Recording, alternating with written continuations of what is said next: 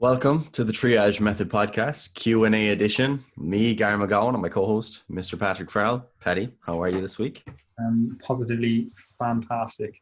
As people will be hopefully aware by now, we launched the Coach's Corner on Monday. Well, we're actually recording this on Sunday, so that could actually be incorrect. You know, we could have had, I don't know, some sort of explosion, electricity shortage, internet broken, something could have happened. Yep. We just don't even know. And this is just going to go live on a Thursday. And we're like, yeah, we launched it on Monday. And the two of us could be dead, you know? We just don't know. But anyway. Rest in peace. Yeah, rip. But anyway, so we launched the Coach's Corner on Monday. And previous to that, obviously we're recording this on a Sunday, but previous to that, I was actually discussing coaching with another coach, right? And a question came up, which I'm effectively just going to read out here. Now, let me give you 1 second. Yeah, so like when coaching, how do you know what to do, right? Now, obviously we're selling a service that effectively answers that question, right? So take that for what you will. Obviously we're somewhat biased because we're just going to suggest get in the Coach's Corner, right? So that's our number one suggestion. But other than that, if you're just listening to this and you're like, well, it's not really for me, you know, I just want to train myself, but I also want to know like how to know what to do and when to do it, right? We have to come up with some sort of thought process for achieving that outcome, you know, knowing what to do, right? And there's multiple ways that we can converge on that outcome, right? And obviously there are differences and there are some little nuances to it. But effectively the question is, how do you know where to get information that is good, right?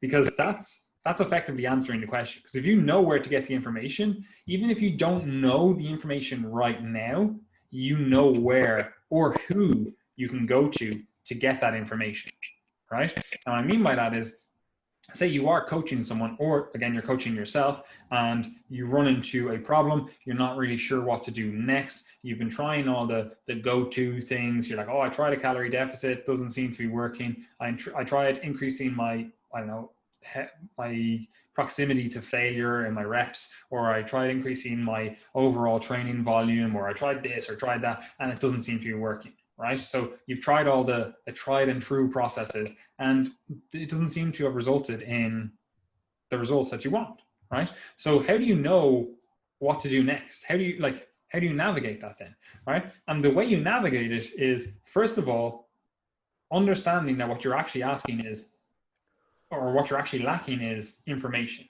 right? And that information builds into experience, because if you've seen something once, you know, and you've dealt with it effectively, you can then hopefully, ideally, you know, deal with it effectively in future, right? You're able to see the pattern potentially ahead of time, which would be the ideal. You're like, okay, in this circumstance, this works well, or in this circumstance, this doesn't work well. So we're going to go down this avenue, right? Because ultimately this question is, how do I build experience? Because that's what we want, right? And what we really want to do that is to have an avenue and to have a source of information or multiple sources of information, so that we can either go to direct to source, you know, find the information at the source, or we can go to trusted individuals and rely on them to hopefully have the answer, or for them to be able to go to the source themselves and get the answer, right? And again, we are obviously biased in this, but effectively that's what the Coach's Corner is set up to do. It is effectively outsourcing information and experience. You know, you're basically using our brains and our experience to help with your coaching, to help you make more money, etc. Right? But if you didn't have us, right, we'll just pretend we didn't exist. You're just listening to this as a random podcast. Someone sent it to you, they're like, yeah, you could benefit from this. You know, you're not involved in any of our services. You've never read any of our comprehensive articles. You know, you just don't have that information, right? So how do you navigate that whole conundrum, right? So Gary, I'm going to pose a question to you. You're a personal trainer, you're a coach. and you come up with a topic, a question. You have a pretty good understanding of health and fitness stuff. You've been in the industry 2-3 years. You know your stuff, right? You're in a good position, right? How do you then navigate what to do next when you come up with a problem, or a problem is pops up with someone that you're coaching or whatever? Yeah, I think there's multiple different levels to this, and it really depends on the specific problem that you're actually dealing with in terms of where you're actually going to go. Because very often, if you're just presented with a client specific problem, something that's really practical, then sometimes your best option is actually to go to other coaches who are more experienced than yourself, who has likely dealt with these sorts of problems before. And that can probably point you in the right direction. Obviously, that is dependent on you having a network of coaches that you can reach out to that are hopefully more experienced, more competent, and more knowledgeable than yourself. But obviously, there's multiple other ways that you can begin to increase your knowledge. And, in some cases, it might be the case that you actually go, like you said, to primary sources of information, such as research papers, let's say. In some cases, that might be what you need to do, because you might be interested in trying to figure out what sort of training frequencies work well for different goals. And for that type of question, because it's training principle based, then reading the actual available evidence on that topic is likely to be helpful. However, with that said, what you would also want to do is ask people who maybe have expertise in the specific area that you're concerned with. So, for example, you might go to PubMed initially, and you Google training frequency, or frequency and resistance training, and you realize that there seems to be a lot of evidence for higher frequency approaches, let's say in strength training, maybe less so for hypertrophy training. And then for individuals who are going through the rehab process, it's less clear what the frequency of training should be. So in that case, you've done your primary research. I guess it's technically not primary research because the primary researchers did the research, but you're going to the primary source fundamentally. And then what you might want to do after is actually say, okay, right, I know what that says. Now I might actually want to ask some experienced physiotherapists who are used to prescribing exercise in the context of rehab, and see what sort of frequencies they aim for. And then you can begin to learn that way. And I think there's a good phrase that I heard Dominic Monelli use. He was saying that your goal should be more coaches, not courses, something along those lines. Basically saying that you're not going to find a course for everything. And you can actually learn a lot through simply observing the practices and learning the practices of coaches who are more experienced. Because what you have to realize is that it's very likely that they will have encountered similar problems in the past. They will have encountered the problems you're running into now, and they will have had to do the searching for better answers that you are about to do. Now, does that mean that is always a reliable process?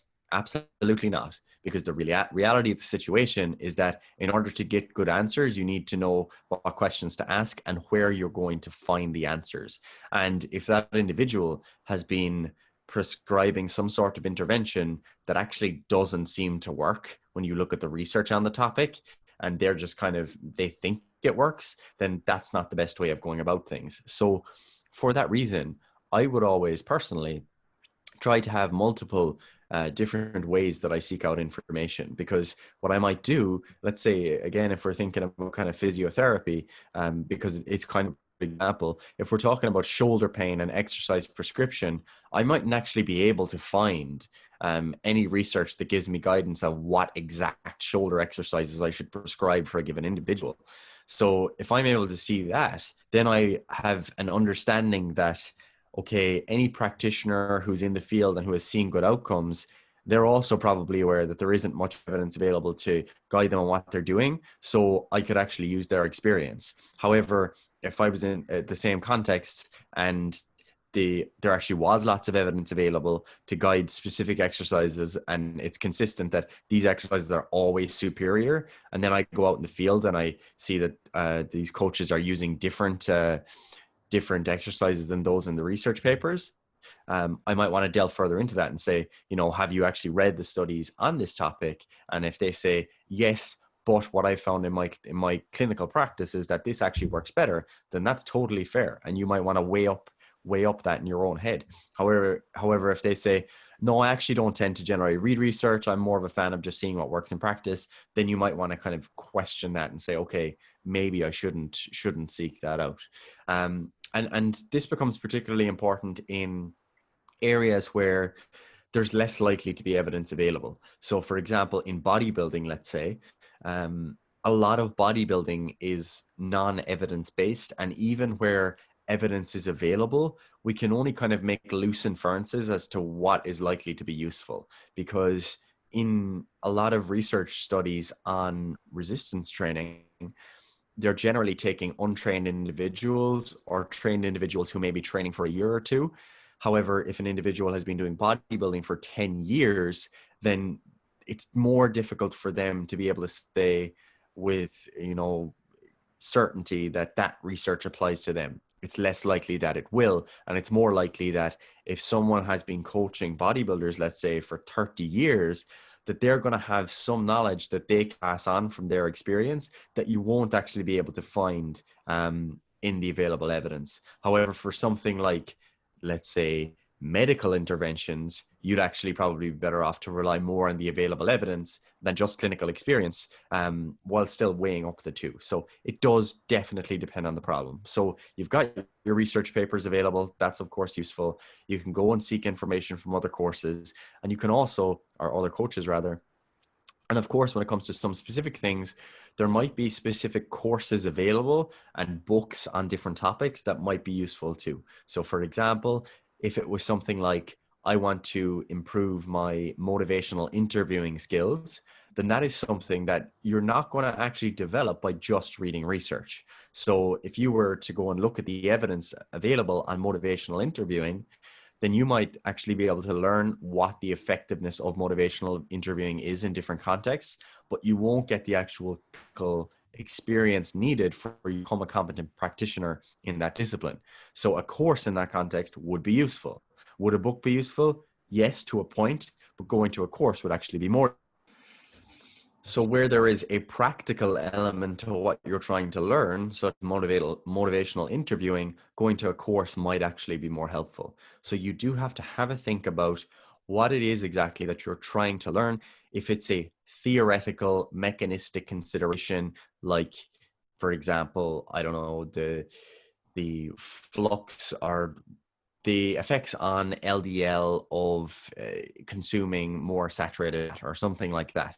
That's very clearly a mechanistic question. Like that's something that you're going to have to go to like primary research to be able to learn about, because you need to actually see controlled interventions where get that information from a coach, So if you're making those types of decisions that are based on mechanistic evidence, or things that require more rigorous control to be able to observe, then like research is your best friend there. And obviously the good thing about that now is that there are many research reviews available for you to be able to analyze research without having to develop all those specific skills. So there's the mass research review. There's that's kind of more strength sports specific.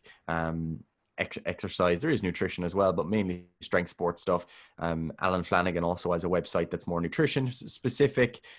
So you do have people who review research for you. Examine.com do a similar thing. Basically, the point there being that there are secondary sources that will review research for you that are discussing specific studies and saying, yeah, this is what this actually means. When we talk about the coach's corner, then in terms of our own service, that's another level again, where it's more so taking, like, we're not going to be discussing like just specific studies and reviewing them there. There are great research reviews for that. Rather, what we're intending to do is actually take the questions that people are asking, and break them down on the basis of, the research that's available, but also the practical considerations that need to be kept in mind. So it's closer to home from a coaching perspective. So research can be your best friend. But if you're talking about something that involves a practical skill, something that you actually need to learn in the real world, then getting some sort of mentorship from coaches or going on a course or something could be a little bit more helpful. So yeah, like I said earlier on, you basically need information and experience. Those are the two things we're looking for, right?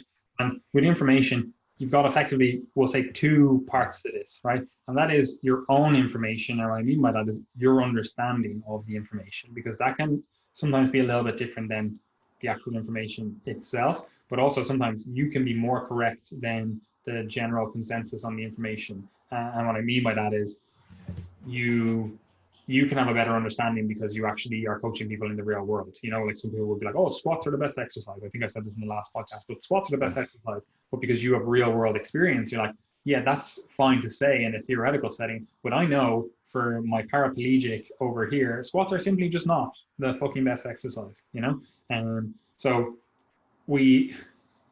your understanding can quite often, because you're able to apply it specifically, be a little bit better than the broad strokes of, you know, science effectively. But yeah, so you've got two information sources: yourself and your experience effectively, and then also the actual research itself, right? And combining those two things, you are able to, we'll call it, argue from first principles, because you understand the fundamentals of, say, exercise or the fundamentals of nutrition, which the only way you can get that is from reading the research or reading up on topics. Like, that's not something that you get from talking to other coaches. Like, yeah, you might build a better understanding of a certain topic, but you kind of have to read, or at least, at the very least, watch videos on the topic, right? And only then can you actually, you know, think of things from first principles. You know, you're like thinking of a diet, you're like, okay, my first principles here, for example, are, you know, calories, right? So how does this diet influence calories? You understand that, you're like, okay, so that's why this diet would be effective or not effective, just from an energetic standpoint, right? So you're able to argue things from first principles. Yeah, you could maybe get into some mechanistic stuff. That's obviously part of it, but it's mainly just the broader strokes, right? You can then use further research, i.e., studies, to get a deeper understanding of certain topics within that, you know, certain mechanistic stuff.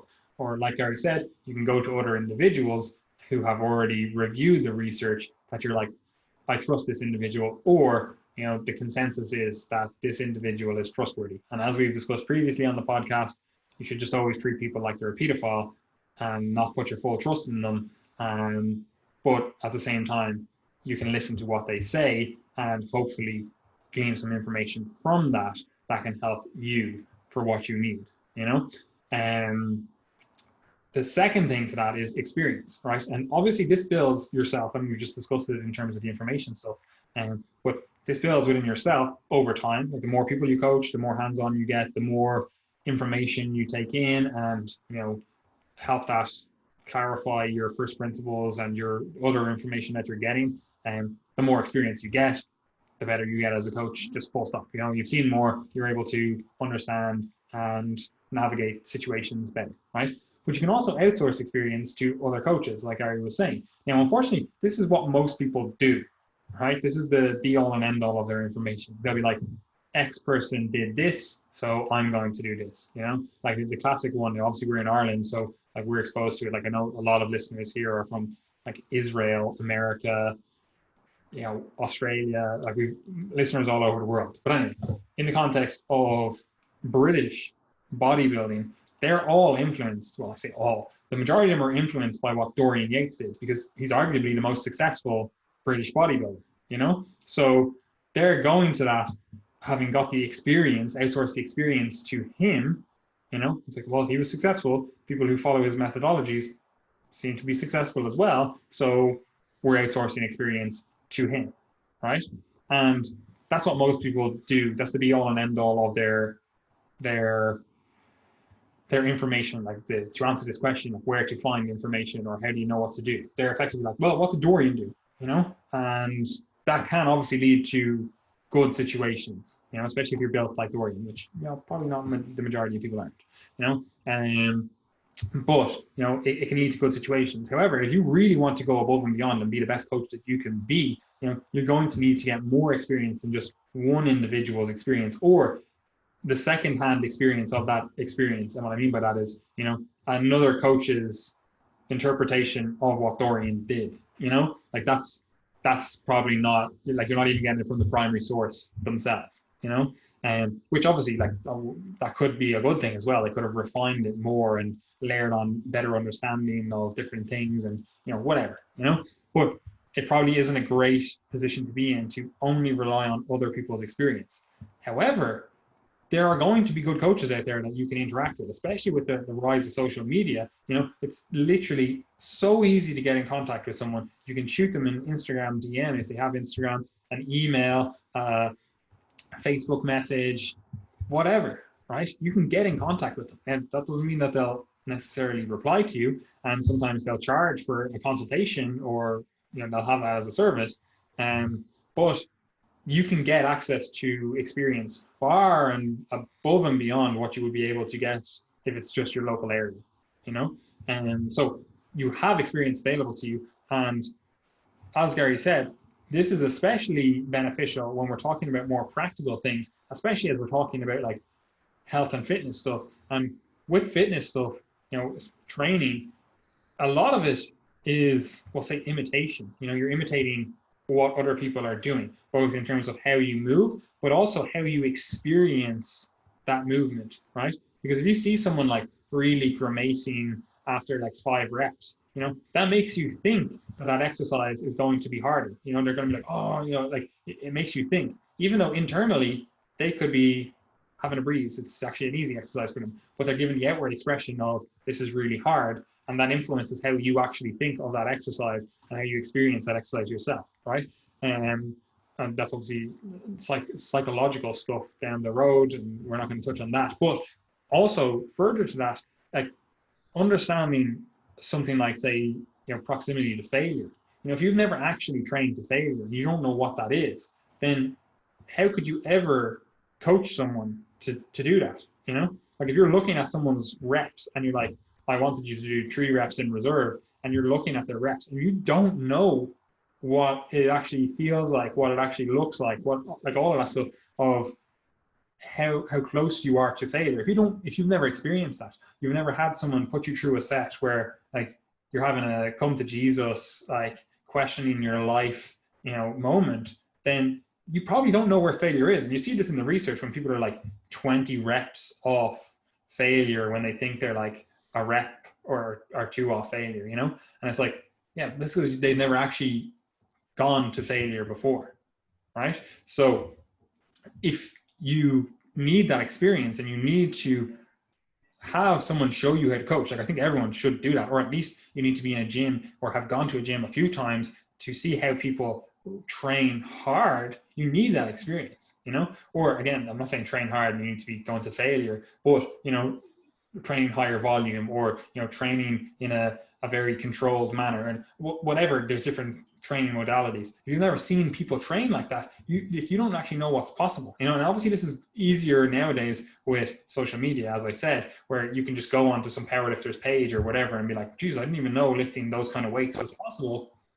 But it is, like I've talked about it before on the podcast. Like when I started training, like I just trained with, I didn't know it at the time, but I just trained with people who were steroid users. So I just assumed, I was like, you just keep training and you just get this strong. So I didn't have these preconceived notions that, oh, this is what a natural person is able to achieve, or this is what a natural person is at strength level wise, whereas you see people online, and because they train in a gym where they don't have people really pushing the boundaries, or on steroids or whatever, they're just like, oh, like that's just not possible. Like like people will say, I don't know, squatting 3 plates is like, oh, they're like, oh, that's unbelievable, and for a general population, yeah, that would be pretty unbelievable. But in my mind, I'm like, 3 reps is a 20 rep set, or three plates is a 20 rep set. In my mind, I'm like, that's just normal. I'm obviously talking for someone who's roughly 90 kilos like me, and I'm like, that's what it should be, But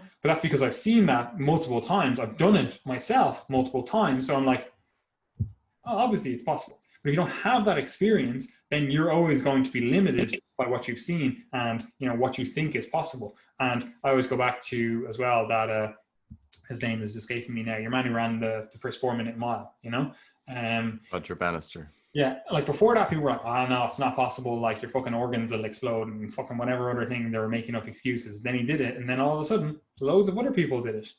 Because they were able to see that it was possible. So you kind of need that experience. And again, you can use all the theoretical stuff, the information stuff, and search out that information. That's great. You need to know where to find that. You need to know where to find scientific literature. You need to know where and who to trust in terms of interpreting the scientific literature. You need to know, like, reading books and stuff. Like you need to know where to get that information, but you also need to know where to get that experience so that you know what is possible. And also, like Ari was saying, like certain times you're going to get information, but because you don't have the experience, you're not actually going to be able to interpret that information correctly, because you just don't have the experience. You don't have the real world experience. Like someone might say, 3 sets of 10 is great for this. And the study says this, but in the real world, they're like, I actually find I get better results with this approach, and this is why I think it is based on, this mechanism or the information we have available from this, and you need to be able to discuss that with coaches. You need to be able to discuss that with other individuals and be like, why do you think this? Or what about this? Because realistically, there are multiple ways that you can achieve a certain outcome in terms of health and fitness goals, right? So being able to discuss stuff with other coaches and seeing their approaches, what has worked for them, what hasn't worked for them, what do they think works, what do they think doesn't work, that really helps you cut through a lot of the noise in terms of the information, because you can be left in a situation where you're reading books, you're looking at videos, you're reading research, and you're getting a lot of information, but you don't have the context to actually put this into action. Like if you ever read any of our articles, like we always try to contextualize it. Obviously, some stuff you can't really contextualize it. We're talking about a mechanism or something, but we always try to contextualize something in terms of like the magnitude of effect, because you will get situations where you're looking at this like minuscule, mechanism of action. You're like, this sounds really important, but when you actually look at the magnitude of effect it has on your diet or your health or whatever, it's like, it's rather meaningless, But we'll also layer on stuff in terms of the experiences that we've had with coaching people, like for example, in one of the sleep articles I wrote recently, we were discussing like circadian rhythms and, light and melatonin and stuff, and, blue light blocking glasses. There's a further article to come on that. But that kind of stuff. But I was like I've trained someone who's blind before, so those approaches don't work. So you have to understand the information. But I would have never have thought to be like, oh, how does this apply to blind people? But because I have that experience, I'm like, oh, this is the research that I looked at that, suggested this. It actually expanded my information because it made me actually question some things about this. And now I have better information in terms of, melatonin across the body and how the effects are there and how that's influenced by light on your skin and stuff. And I was like, okay, so now I have approaches for someone who is blind. And obviously there's different types of blindness, but someone who's blind and doesn't have that normal circadian rhythm from like the light coming into their eyes, So I only got that because of experience, and obviously that's in the article. So you've effectively just outsourced experience as a result there. But similar to different situations, like obviously that's a hyper niche situation, but similar to that, there's going to be different experiences in terms of approaching fat loss and approaching muscle gain. And if you can talk to other coaches, engage with other coaches, you can outsource that experience to a large degree, right? So effectively, to just bring it all together and answer the question, there's two places you need to go to get the information, to be in a position where you can always know what to do, right? And that is information itself in terms of primary resources like studies, papers, even articles. I'd consider them somewhat primary. People might collate a lot of information together, which in a large scale is no different than a review paper would be done. Like a lot of them you find online is at the level of a scientific paper. It's just not published in a scientific paper. Books as well, information like blogs and stuff that people have written or their experience of it. And again, the second to that is experience. And again, certain things, it's a physical experience, like if I'm saying stretch and you've never actually stretched, I'm like, well, you need to know what it is. If you're like, oh, we need to train the quads and you've never actually felt your quads working in an exercise, you need to be shown that, you need to see that, and obviously the actual coaching of individuals itself, like the whole like psychological stuff around that, the actual coaching human side of that, then again, you need to outsource that, right? So again, getting that experience. So effectively, if you're a coach listening to this, or you're an individual listening to this, you need to look at those two sources. You need to go, where do I know where to get information from? And that could be, depending on the level, you'd be like, right, I just go to the Triage Method website. That's where I get my information. Those boys seem to put out good information. They have hundreds of articles up on site. So I just go there.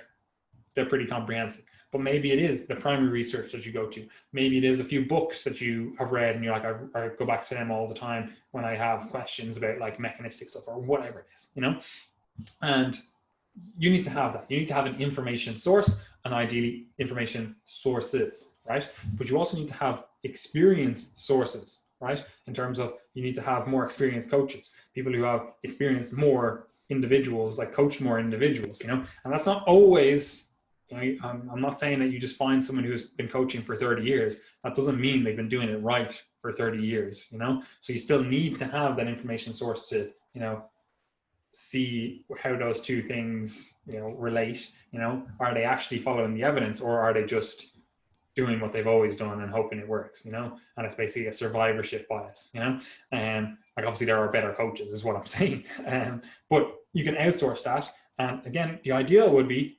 multiple coaches that you trust. You can get mentorship from them in terms of, it can be a very like casual thing where you just ask them questions every so often. But a lot of people will also have services where they do offer mentorship, or they have like a service like we have with the Coaches Corner, where they're trying to educate coaches themselves, So that's how I would navigate this. That's where you get information. If you are a coach, it's obviously a little bit easier in terms of you're going to talk to people in your field, like any other field would do. If they have a question about, if you're an accountant and you have a question about a certain thing in accounting, you would ask other accountants. You have friends and colleagues in the accounting field, and you're like, I don't know about this. What's the story? You ask them. It's the same in coaching, right? If you're an individual and you're not a coach, you're not in the industry, you can still find a few different coaches that you trust, potentially even just engage with their services and go like, I want you to help me get to this goal. How would you approach it? Train with them for, 16, 20 weeks, whatever it is, right? Then train with another coach if you're like, I actually want to get a few different approaches to this. So I want to build my repertoire so I know what I'm doing in the future, Spend a year, 2 years getting coaching and really understanding the process and really understanding how to get results for your specifics. And all of a sudden you have a skill for life, It's basically a mentorship that you got through coaching, Yeah, absolutely. And I mean, they're one of the things with personal training and strength conditioning in general is that, like, I think it's a field where books are probably less useful on average than in some other fields. Like, for example, with nutrition, I think it's pretty easy to list off some books that, like, yeah, this will give you a good foundation, because they're very much like there's key sciences and subjects that underlie the foundation, like metabolic regulation. Like you read biochemistry stuff, you understand metabolism, you understand all those factors. Strength training is a little bit different, but there are some books. I think Science and Practice of Strength Training by Zatsiorsky is quite good. And in general, like, I don't really recommend any other like applied training books, to be honest, just because what I would say is that some books are almost impermeable in the sense that, like, they're like, for example, Super Training. Like, Super Training is kind of like a classic book where, like, people in the field often read it or try to read it, but you kind of come to the end of it and you're like, yeah, I'm not really sure what to do with this. But there are some concepts that you can still draw from books like that. I think the Science and Practice of Strength Training is a good book, because it's like gives you some of the biomechanics stuff, gives you like theories of why you would train in a certain way. And the good thing about books is that they give you kind of a context or a big picture perspective of, right, these are the types of things that people are probably aware of in the field. And then that allows you to go deeper in terms of saying, all right, they discussed this in the book, but, what does the research say on this, and what are people doing in the field? Because, that's like in medicine, that's quite a common thing where when someone becomes a doctor and they move further into their career, they're probably not reading like primary textbooks as much anymore, because it's a fast moving field. There's developments and maybe there's been new research. So it's kind of like the guidelines are updated or there's new trials that you rely on, as opposed to the textbooks, which might be fine for like a medical student like myself, who's trying to get the overall context of like, what does the field look like? So that's how I view books in terms of personal training. It gives you some idea of what does the field look like, but there still might be very different things that you actually do in practice. And that might be based on particular research, or it might be based on your own experience and the clients that you're working with. Yeah, and just on that as well, like I actually think like blogs, this is actually, if you're ever wondering, this is why we write articles on our website rather than just writing one huge big book, right? Because you might have noticed that we consistently update our articles in terms of if new research comes out, or perhaps, we are writing something else and, we want to have a little bit more information about a certain topic. Like we'll go back and update our articles. Like, I know they do that with books, like they'll have like the first edition, the second edition, the third edition, but we wanted to have a more, we'll say, living document in terms of it's very hyperlinked. There's a few different articles on a specific topic, which are then referenced in other, parts of the book, the blog. And again, like we're not saying we're the only people that do this stuff. Obviously loads of people write about health and fitness stuff. So, you can find them there. But I actually think that's a better source. Obviously, assuming they're using like scientific literature to do it. Like I'm not talking about just some lad blog who's like, oh, I like lifting weights, Obviously I'm not talking about that. I'm talking about like effectively what we do in terms of I say scientifically for lay people, like obviously some of our articles, like if you read the heart disease articles, some of them can get very technical in parts. Like Gary used the word attenuate. Like a load of people don't know what the word attenuate means, but I like the word attenuate. It actually sounds like a positive word when it's a negative word. But anyway, but lots of people don't know what that word means, but they can get an understanding of the overall topic itself, right? But also some things are for a certain level of people, and this is the thing with books as well. You might buy a book but not actually be at the level for that book, or vice versa. You might buy a book and you're like miles beyond the level of that book, and you're like, this seems so simplistic in terms of how they're explaining things, which can be very beneficial and also negative, and vice versa. It can be very like theoretically explained, like you would explain to a scientist or like someone who's in the field who already has the background knowledge. So what we always try to do is strike that balance where, we're actually just talking to individuals, and rather than like talking to scientists, because like realistically, like scientists aren't reading our blog, so it's like lay people are reading our blog, or coaches are reading our blog, so again, you can find that information in different places. And I actually think that's a better resource than a book itself, because the book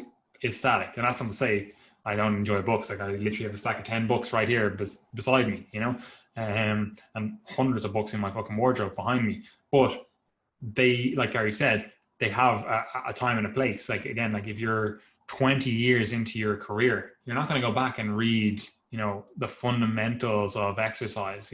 It's like you should already know that by now, but you might be like, actually, I'm going to just do a recap. I like to do it every 10 years, It's perfectly fine, and also you might reference it every so often in terms of go back and be like, do I actually understand that? I was thinking this, and what about this, but you're probably better off reading more niched things in terms of, okay, I want to understand about, I don't know, biomechanics. Let's actually do a deep dive on that. Let's buy a book on just biomechanics itself. Let's read some blogs on biomechanics itself. Let's watch some videos on biomechanics. Is there any like free online courses or resources or whatever about biomechanics? This is one of the things that's actually really annoying about the health and fitness field. Like I actually think like health and fitness professionals spend way more time than other fields on continuing education. And they just don't get rewarded for that in terms of like, there's no, like I know some personal training certs and stuff have like, you need to have continuing education units and here's our certified courses and whatever, and they need to do those. But like the vast majority of good coaches that I know, and I'd say the vast majority of people that are listening to this, like I'd even consider listening to podcasts like continuing education to a degree, like the vast majority of coaches, people that train people, are spending quite a bit of time educating themselves every week or at least every month. You know, there's at least spending, they're reading about nutrition, they're reading about training because they want to do it themselves, you know.